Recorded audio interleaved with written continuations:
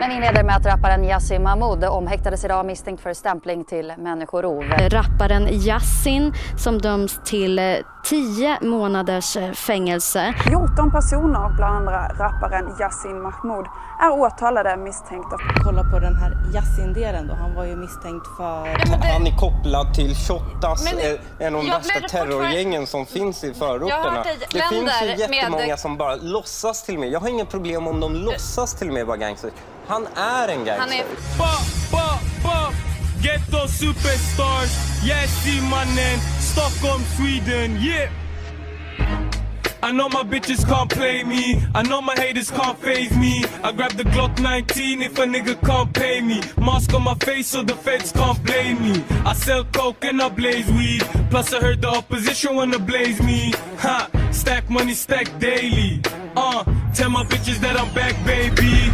Yasin Bean, also known as Yasin the Don, is a rapper from Stockholm, Sweden, who grew up in poverty and crime and affiliations with one of Sweden's most notorious gangs, known as Shottaz, but managed to turn his life around. The streets led Yasin down a path of hardship and loss, including the tragic murder of his childhood friends and run-ins with the police for weapon possession and even the alleged kidnapping of Sweden's biggest rapper, Einar. Despite all this, Yasin has managed to make a huge name for himself on the Swedish rap scene and recently even started collaborating with artists from the UK, all thanks to his raw and honest lyrics that captured the realities of life on the street. Jag fire in the backseat med en Glock 19 förlängd mag. De kollar in i mina ögon sen de säger till mig att jag har förändrats. Om vi skjuter via mål, bryt, så det är bäst att ni är snabbt tänkta. Jag är vi skyttekungar, nästa år vi spelar allsvenskan. It all started in a neighborhood called Rinkeby in the northwestern part of Stockholm.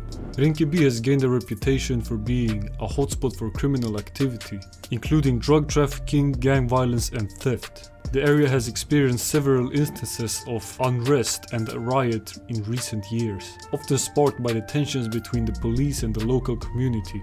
It is known for being one of the most culturally diverse areas in the country, with a large population of immigrants and refugees from countries such as Somalia, Iraq and Iran. Residents report feeling unsafe and afraid to venture out at night, with some even describing the situation as a war zone. And a war zone it really is, because of the beef between two major gangs from Rinkeby, known as Shottaz and Dödspatrullen. I won't go into too much detail about the beef between these two gangs, because it really is a topic for a whole video on its own. But to summarize, the conflict started with the robbery of an exchange office back in 2015, where criminals stole 2 million crowns. Friends of the criminals were angry that they weren't allowed to participate in the robbery and did not get a share of the loot, so the day after the robbery, a young man called Izzy was murdered by a member of Dödspatrullen. The following day, a member of Dödspatrullen was killed in revenge by Shottaz, and since then, the rivalry between the two gangs escalated. So far, the groups have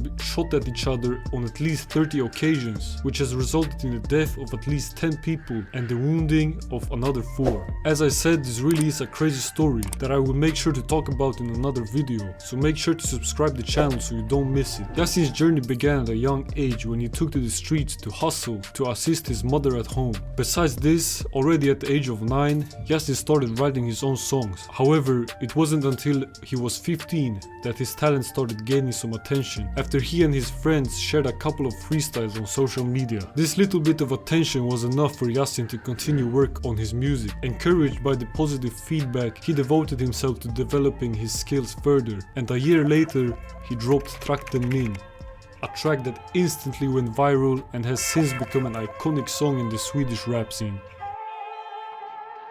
Jag släpper bara dunder, shoutout till kranen. Jag skickar minst 50 sen jag loggar ut för dagen. Jag sover nästan aldrig, missar ingen krona. Pressen den är hög, Benim kan inte förlora. Det handlar bara om timing, get money, stay shining.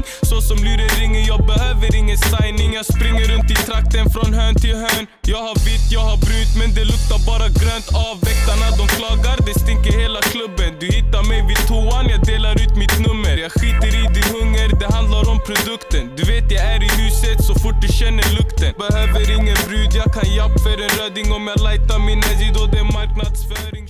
After the success of Trakten Min, Yasin Bean, along with some friends, launched the music collective Beanblock Entertainment, Beanblock obviously referring to Rinkeby. But even though his rap career was looking promising, he was still active in the streets. Yasin continued to release banger after banger, with songs like Chicago and Bon Voyage, until his gangster life caught up with him.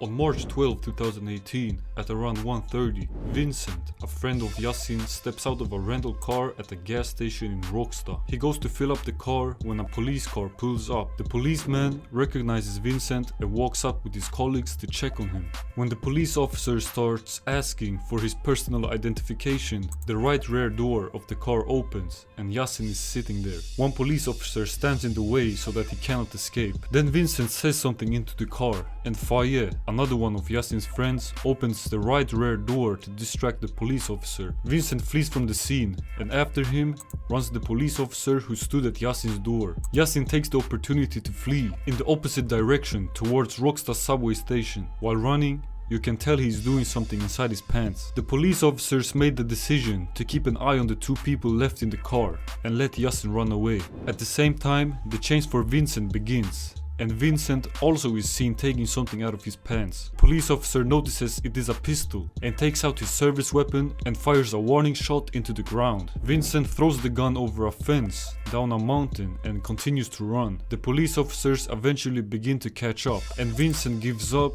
and lays on the ground. A couple of colleagues join the scene with a dog and start searching for the weapons. It is a half-automatic Scorpion model, Makarov. Yasin, who fled without being chased, has now escaped. But the same dog that found Vincent's gun tracks Yasin, and the police follow Yasin's escape route. The tracks eventually stop at a parking garage in Råcksta. There, according to his own account, Yasin got a ride home from a friend. However, the dog picks up a weapon trace near his escape route near the gas station. Buried in the snow is a Browning 9mm with bullets left in the magazine. When they later looked in the car, they found a jacket and a cap that they later found pictures of him wearing. Vincent is then taken to the station and Yasin is now wanted. During that time, he manages to post a picture on Instagram where he mocks the police. After about a month, when the police are conducting an operation against drug trafficking in Rinkeby, a police officer sees Yasin walking alone. Yasin starts running and the police are alerted. Another patrol sees him and chases him and then arrests him in the Rinkeby subway station. Yasin is wearing a heavy bulletproof vest and an empty pistol holster with shoulder straps. At the hearing, Yasin says that he ran from the police because he was afraid they were gonna shoot him. And when it comes to the pistol, he said that he borrowed the jacket from a guy in England. And this unknown guy apparently had forgotten the pistol in his jacket. The court does not buy these excuses. And Vincent Poi, who was 18 years old at the time, is sentenced to 1 year and 4 months in prison. And Yasin is sentenced to 2 years and 3 months. But that isn't the only time Yasin had run-ins with the police. He was also in prison for allegedly helping in the kidnapping of Sweden's biggest artist, Einar. But that is a topic for a whole video on its own that I will make sure to talk about. So make sure to subscribe right now. But anyways, that is it for this video. Thank you for watching. Tell me what you think about the video in the comments and also make sure to subscribe. And I will see you in the next one.